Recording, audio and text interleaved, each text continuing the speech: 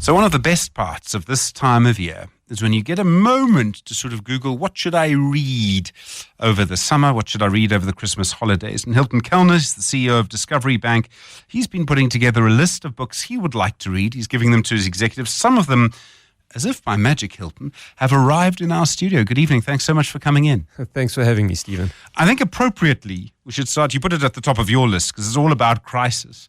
It's The Situation Room, the inside story of presidents in crisis by George Stephanopoulos with Lisa Dickey. I suspect she did more of the work.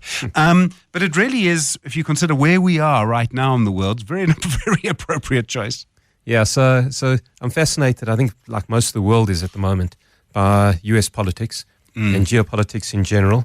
And The Situation Room is kind of the stuff of legends, I guess. And so when I saw the book, it had immediate appeal, and it's one of the few that I've kind of like started reading in the list, and it's just it captures the crises that went on through the ages, through decades in the US, and how they were handled through this kind of this famous situation room. And if you think about the crises that we deal with every day in kind of our worlds, that's what, it's the kind of the leadership and the decision making and everything that's going on and around at that kind of moment that it captures. And I think it's fascinating. And I've given it to a few of our executives that tend to deal with kind of like the real operational complexities of the day. I mean, I suppose also, we all have this sort of image maybe from the West Wing, depending on how old we are. I can see you nodding. Or from, movies or whatever. And you have this idea of it sort of being charged with tension. I always think the main thing in a crisis is to just remain rational. That's really the hardest thing, whether you're a banker or a president. Yeah, cool head. And I think that's I think what probably will come through in a lot of the stories.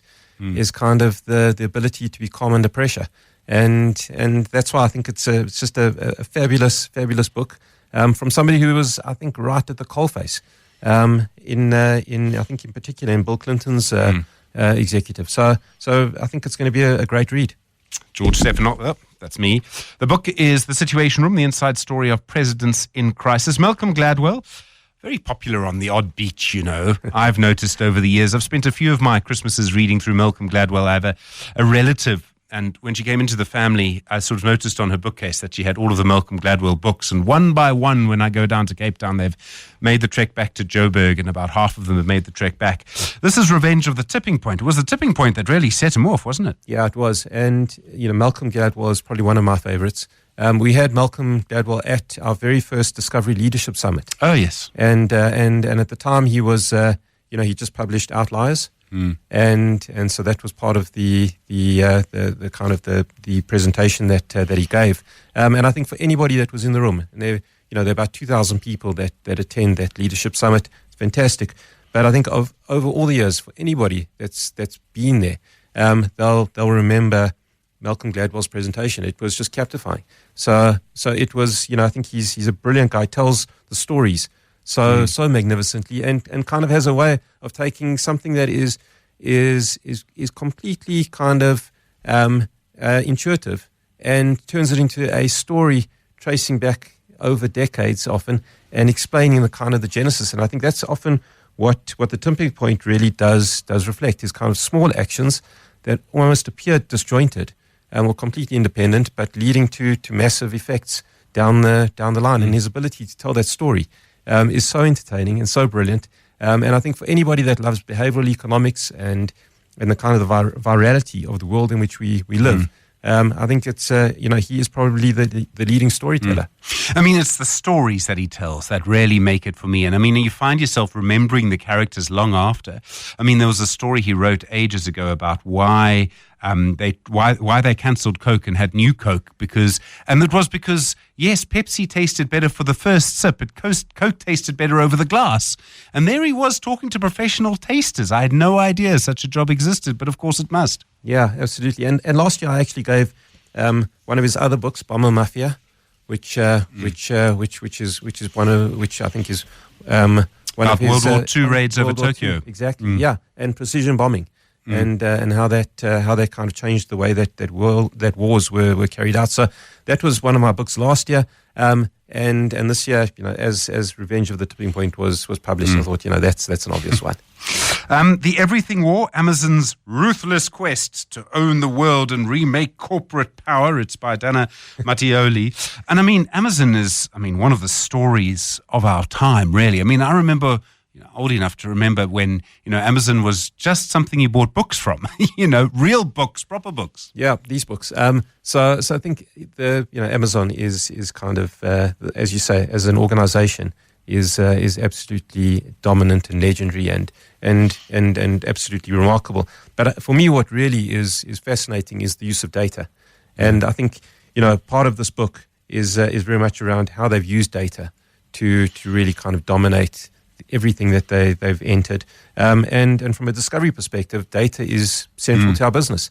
We are collecting thousands and thousands of data points every second, every minute across our client base, whether it's in healthcare or driving or in banking, and kind of how you coalesce that and how you use it in positive ways to kind of nudge clients and ensure that the kind of the incentives and the behaviors are aligned is core to our business, and hopefully there's a bit of a parallel between the two and how we can use data in more innovative and powerful ways. It's interesting because Amazon, because it got in not just sort of first, but because it was so good at what it did, it's almost impossible to compete with it now. Something will come along, something always does, but it just seems, impossible. Yeah, I think the kind of the hyperscalers today. If you think about the kind of different aspects to its business in terms of the data storage and the warehousing, as well as the kind of the scale of its retail business are difficult to kind of compete with in the current the current world. But as you say, there will be as they disrupted, so there will be others. One of the other books is The Creative Act. It's by Rick Rubin. Its first chapter is Everyone is a Creator. And I remember at school in grade 9, I'm old enough to call it standard 7, we had an art teacher who said everyone can be an artist. And I think I proved him wrong over the year. But the idea of trying to spark creativity, creativity comes in so many forms, of course. But The Creative Act, an interesting choice. Yeah, so I'm an actuary by training, but for the first 10 years of my career at Discovery, I led the marketing division, and so kind of a marketing actuary needs a bit of inspiration every once and again, and so the Creative Act is actually a book that I selected, and I think it's gone to a lot of our marketing team, and as well as actuaries. So kind of a book that I think will hopefully be used by some of the members of our team to really inspire them and to really kind of just get them thinking in different ways. It's interesting because creativity is kind of yes, data. But creativity, if you think of the iPad was an act of creativity that sort of dominates the world, a smartwatch, things like that. That was all creativity. Yeah, absolutely. And if in our world, the products that we create at Discovery are intangible, largely. And the challenge then is how do you make them physical? How do you create like creativity and innovate in areas which are difficult to touch and feel? And so, for those of people that are traveling over the holidays, hopefully they'll, if they're our clients, they'll go through things like our fast track at the airports or into our lounges and we've got some amazing art installations over the holiday period. And they'll see kind of the creativity of our team in place. We're speaking to Hylton Kallner this evening, the CEO of Discovery Bank. We're talking about his 10 reads over Christmas. What are you reading this Christmas on The Money Show? The Money Show with Stephen Grootes. Speaking to Hylton Kallner this evening, the CEO of Discovery Bank, the books that he's handing out this year, the books that he wants to read this year. I don't know if you know what you're going to read this year. Hylton, Leonardo da Vinci, the biography. Walter Isaacson is the person who wrote it. And just before we get on to Leonardo da Vinci, because once you start, you don't stop. But I don't know. I haven't read the Elon Musk biography. Everyone's talking about it because Musk is suddenly so prominent again in the US. But from what I understand, Walter Isaacson forgot the South African bit. Yeah, he kind of left that bit out. We thought that's the only bit that counts. Yeah. But he is probably the kind of the leading biographer of our age. And I've given the Steve Jobs biography, the Einstein biography, the Elon Musk biography in previous years, and this year I've gifted the Leonardo da Vinci biography, and I think that probably the kind of the most interesting. It goes back the furthest, but I think he's the ultimate polymath. I mean, Leonardo da Vinci is, my children are sort of, as I've been watching them grow up. In terms of historical figures they could mention first was Nelson Mandela, because they learned songs at primary school. Leonardo da Vinci would have been probably the third or fourth historical figure because of the impact he's had on sort of society over the years. On literally everything. And so that's why I actually can't wait to read the biography. And biographies are one of the kind of the best gifts, I think, out of all the books. I love them. I think that we learn so much from great people over the ages. And Leonardo da Vinci and Walter Isaacson is kind of the intersection of kind of two of the best. I mean, as I get older, I find I read more and more biographies, which I suppose is a comment on me. Nexus by Yuval Noah Harari, a brief history of information networks from the Stone Age to AI. And this is one of the big thinkers of our age. This is someone that people talk and quote about all the time. Yeah, exactly. And again, I've given Sapiens, I've given Homo Deus as gifts in the past. And he's one of the kind of the great thinkers of our time. I think the book is pretty heavy, and it takes I don't think it's the kind of book that you pick up at on the beach and just breeze through it. I think you're going to have to really concentrate, having paged through it a little bit. But I think in the context of things like AI and climate change and the kind of the interconnectedness of all of these and what they mean for the human race going forward, I think Harari is kind of the doyen. Yeah, fascinating. I mean, his books have been huge. That's Yuval Noah Harari. Nexus is the book.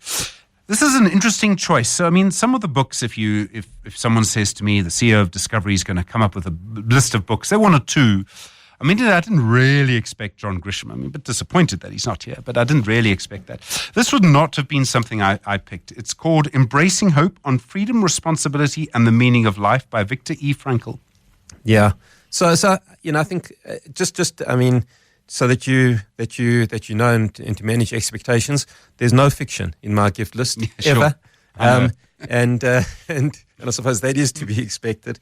But this is, I think this is a kind of philosophical book on following on man's search for meaning, which I gave last year. And I always think, that as a purpose-driven organization, Discovery is unique because of it.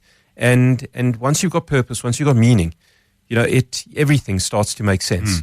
And ours is to make people healthier.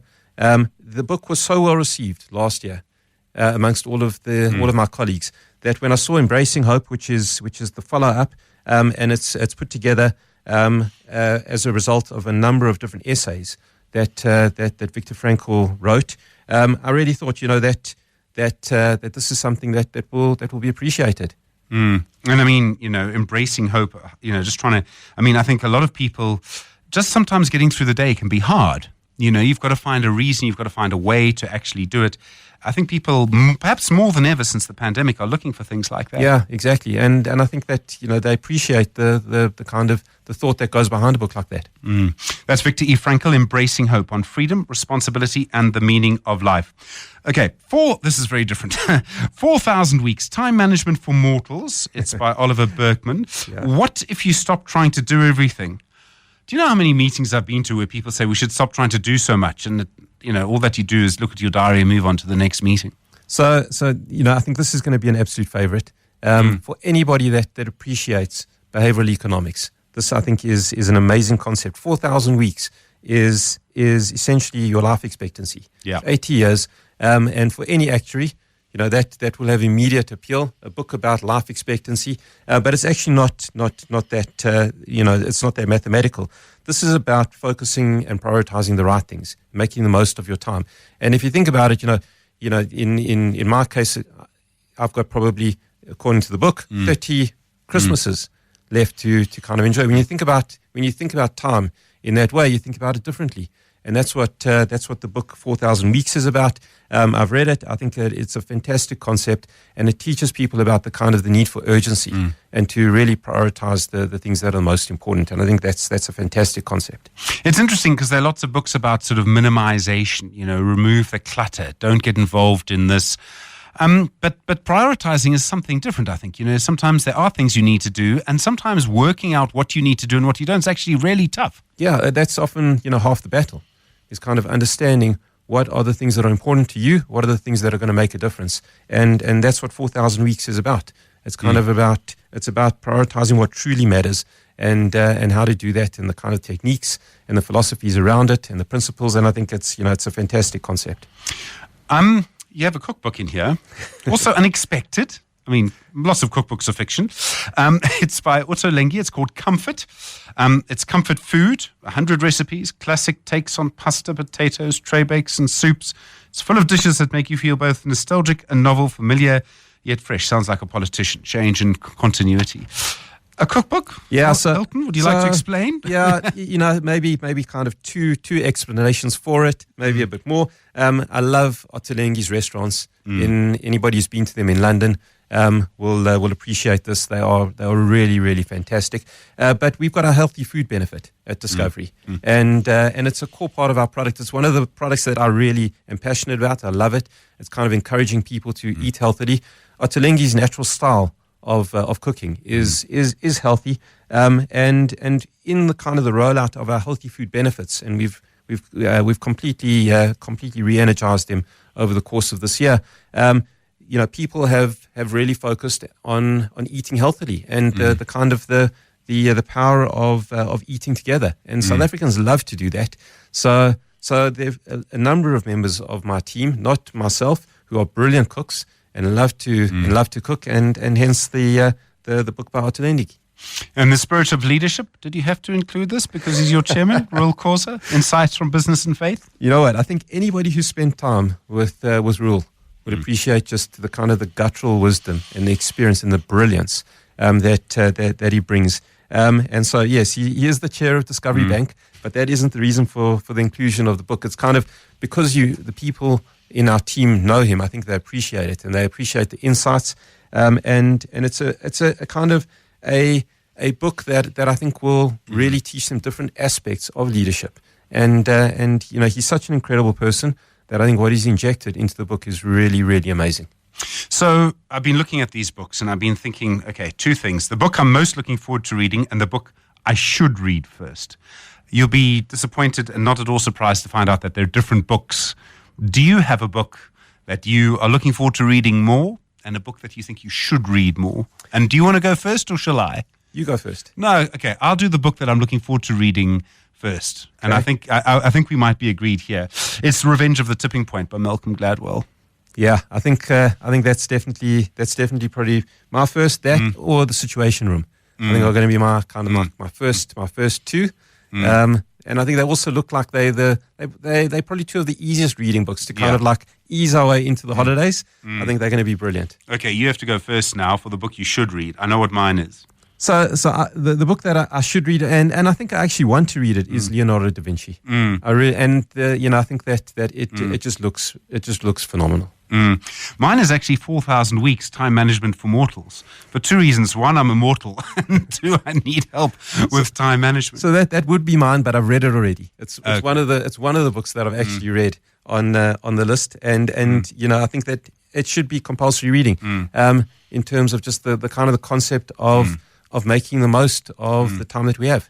I find that I do, even over the Christmas holiday, have less time for reading. I worry that the generation that comes after us, because they lose the reading bug at sort of 12 when they get a cell phone, don't read nearly as much. I don't know if you've noticed that. Yeah, that's definitely the case. And and I think it's kind of age agnostic. It's the world that we live in today. And for me, books they're physical and they're tactile. And I find that as a gift, they really are appreciated. And for me, it's the kind of the process of matching the book to the person that is really, really, really, really fun for me. and gratifying. And so, the giving, I think it's cliche. The giving is kind of as enjoyable as the getting, but in my case, it really is true. Hylton, thank you so much for coming in. Really Thank you. appreciate it. Thank you for the selection of books as well. They're fascinating. Hylton Kallner is the CEO of Discovery Bank. Have you worked out what you're going to read over the Christmas period?